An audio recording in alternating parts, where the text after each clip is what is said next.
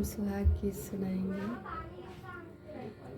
कौने नगरिया जुअना खेलियल हो पापा, कौने नगरिया जुअना खेलियल हो पापा, जुअना में के करा के हारियल हो पापा, जुआना में के करा के हारियल हो।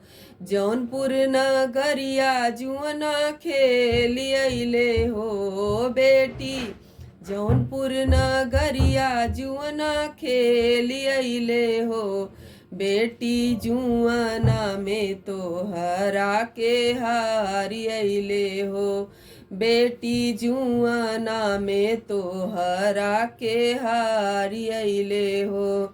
धन दौलतिया पापा नाही हरल हो, धन दौलतिया काहे नाही हरल हो, काहे जुआना में हमरा के हारियल हो, काहे जुआना में हमरा के हारियल हो।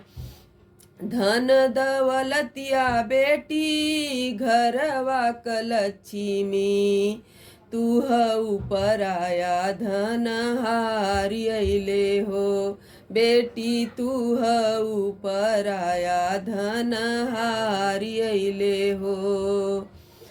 कौने नगरिया जुअना खेलियले हो चाचा, कौने नगरिया जुअना खेलियले हो चाचा, जुआना में के करा के हारियले हो चाचा, जुआना में के करा के हारियले हो।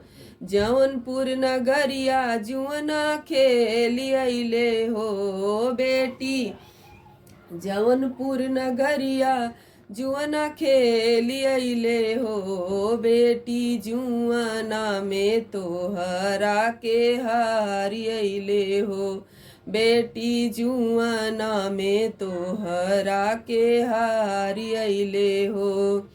गैया भैंसिया का पापा नाही हरल हो चाचा, गैया भैंसिया काहे नाही हरल हो, काहे जुआना में हमरा के हारियल हो, काहे जुआना में हमरा के हारियल हो।